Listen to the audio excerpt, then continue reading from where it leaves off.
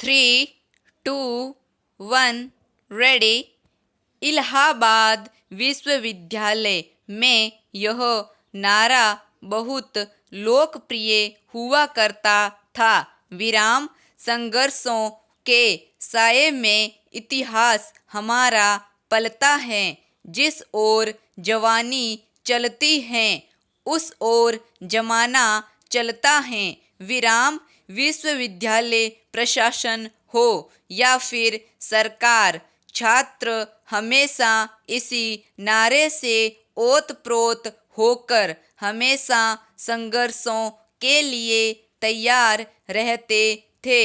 लेकिन उस ओतप्रोत भावना के दौरान भी छात्र और विश्वविद्यालय प्रशासन के बीच अघोषित सहमति जरूर होती थी कि किसी भी हाल में उसमें अराजकता बर्दाश्त नहीं की जाएगी। विराम हालांकि यह अघोषित सिद्धांत बारंबार टूटता रहा और अराजकता इस कदर बढ़ गई कि कहीं विश्वविद्यालयों में प्रशासन को छात्र संघ खत्म करने का मजबूत आधार मिल गया।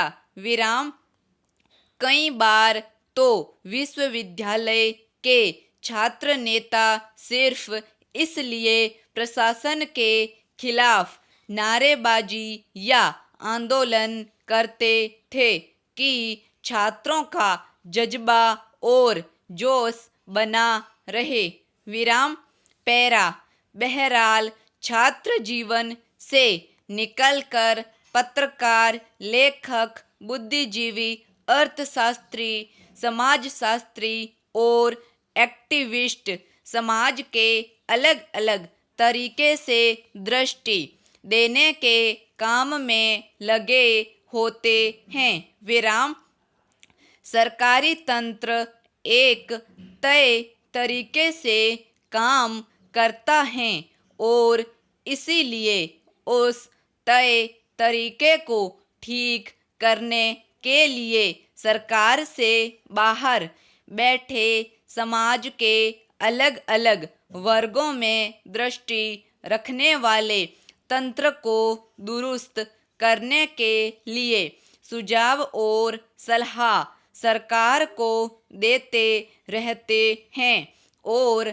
सरकार कई बार उनके सुझावों को मान लेती हैं। विराम अक्सर सरकार से भी ऊपर एक सलाहकार समिति बनाकर सरकार को सुझाव देने के काम में सरकार से बाहर के ऐसे लोगों का उपयोग सरकार करती है।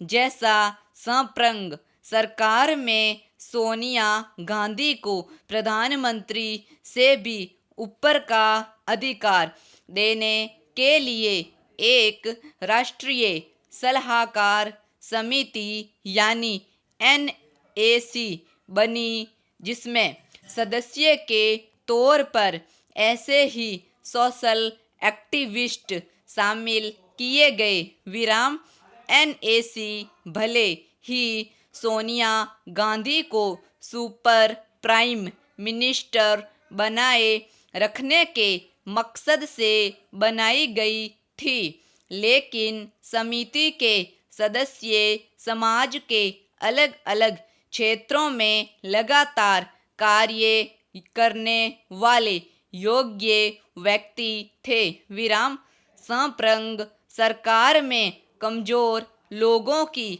मदद के लिए सूचना का अधिकार, भोजन का अधिकार, शिक्षा का अधिकार जैसे बेहद महत्वपूर्ण कानून इसी सलाहकार समिति के सदस्यों के सुझाव पर बने। लेकिन 2017 में सामने आई NAC की फाइलों से साबित हुआ कि कैसे राष्ट्रीय सलाहकार समिति ने संवैधानिक व्यवस्था को ध्वस्त किया। विराम मंत्रालयों से ज़्यादा प्रभाव NAC का हुआ करता था। विराम स्टॉप।